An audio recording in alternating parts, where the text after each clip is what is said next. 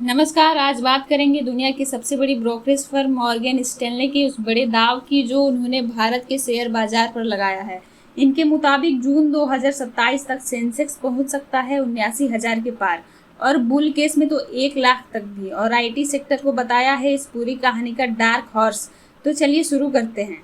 पहले थोड़ा बैकग्राउंड समझते हैं। भारी उतार चढ़ाव के बावजूद मॉर्गन स्टैनले का भारतीय शेयर बाजार पर भरोसा पूरी तरह कायम है। फर्म ने अपनी ताज़ा इंडिया इक्विटी स्ट्रेटेजी रिपोर्ट में कहा है जून 2027 तक सेंसेक्स 79,000 ये बेस केस है और इसके साथ 50% की प्रोबेबिलिटी दी गई है, मतलब हर दो में से एक मौका। और ये टारगेट मौजूदा स्टार से 19% ऊपर का है। मॉर्गन स्टैनले इंडिया के एमडी रिदम देसाई का कहना है कि भारत अभी एक नए अर्निंग अपसाइकिल में एंट्री कर रहा है। अब मॉर्गन स्टैनले ने सेंसेक्स के लिए 3 अलग अलग सिनेरियोज बताए हैं। सबसे पहले बियर केस, ये तब होगा जब ग्लोबल हालत बिगड़े, अमेरिकन इकोनॉमी धीमी पड़े और एफआईआई की बड़ी बिकाली हो।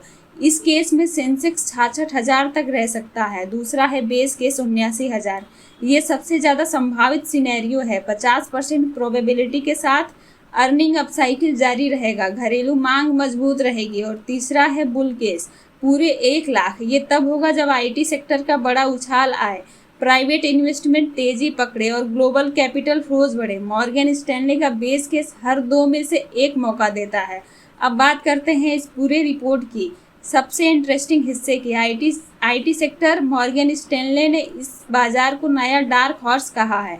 क्यों? क्योंकि दुनिया भर की कंपनीज एआई बेस्ड एप्लीकेशन और सोल्यूशन बनाने के लिए भारतीय आईटी कंपनीज की तरफ रुख कर रही हैं।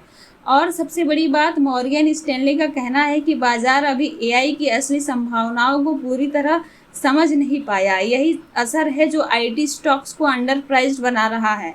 रिदम देसाई का कहना है कि आईटी सर्विसेज सेक्टर आने वाले सालों में बाजार के लिए सबसे बड़ा कैटलिस्ट बन सकता है। हाँ, एक रिस्क जरूर है, अमेरिकन इकोनॉमी की धीमी ग्रोथ, लेकिन अपॉर्चुनिटी अभी भी बहुत बड़ी है।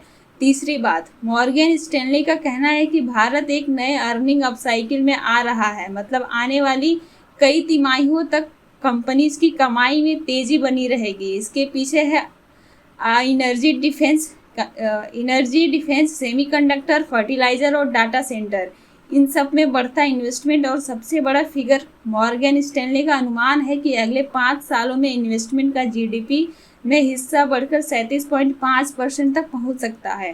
साथ ही 2025 में ग्लोबल जीडीपी ग्रोथ में भारत की हिस्सेदारी 18% रही, जो आने वाले सालों में और बढ़ने वाली है।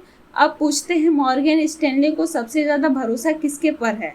फर्म ने 3 सेक्टर्स पर ओवरवेट का रुख रखा है। पहला है फिनेंशियल, क्योंकि ब्याज दरों में नरमी से बैंक और एनबीएफसी को सीधा फायदा मिलेगा। दूसरा कंज्यूमर डिक्शनरी, टैक्स राहत और इनकम में सुधार से उपभोक्ता खर्च बढ़ेगा। तीसरा इंडस्ट्रियल, प्राइवेट इन्वेस्टमेंट में तेजी से इंडस्ट्रियल कंपनीज को सीधा लाभ। दूसरी तरफ एनर्जी, हेल्थकेयर, यूटिलिटीज और मटेरियल्स, इन पर फर्म ने अंडरवेट यानी सावधान वाला रुख रखा है। फर्म का पूरा फोकस है डोमेस्टिक डिमांड पर। अब ये सब क्यों हो रहा है? क्योंकि भारत के पास है असली लॉन्ग टर्म ताकतें। एक बढ़ती manufacturing, global supply chain shift से भारत को नई शक्ति मिलने का मौका है। 2 युवा आबादी, दुनिया की सबसे युवा कार्यशील आबादी भारत की सबसे बड़ी लॉन्ग टर्म ताकत है। 3 बढ़ती इनकम, मिडिल क्लास की तेजी से विस्तार हो रहा है, उपभोक्ता मांग बढ़ रही है। और 4 ग्लोबल बदलावों का फायदा। मॉर्गन स्टैनले का कहना है कि दुनिया में हो रहे बदलावों से फायदा उठाने के लिए भारत अभी बहुत अच्छी स्थिति में है। अब सवाल ये है, इस सारी रिपोर्ट का आम निवेशक के लिए क्या मतलब है? पहली बात, सेंसेक्स में अभी इन्वेस्ट करने वालों को 2 सालों में अप्रोक्सीमेटली 19% रिटर्न मिल सकता है। दूसरी बात, आईटी स्टॉक्स पर ध्यान दो, क्योंकि एआई अपॉर्चुनिटी अभी भी अंडर प्राइस्ड है। तीसरी बात, फिनेंशियल, कंज्यूमर और इंडस्ट्रियल मॉर्गन स्टैनले के टॉप पिक्स हैं।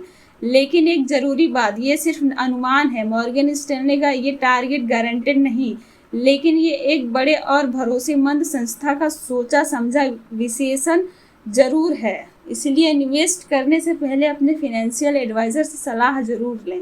तो एक नज़र में पूरी रिपोर्ट, पहला Sensex target base case 79,000, bull case 1,00,000, bear case 66,000, June 2027 तक मौजूदा स्टार से 19%। दूसरा 80 dark horse, AI opportunity underpriced, global AI demand, Bharat की तरफ जीडीपी में इन्वेस्टमेंट 37.5% तक।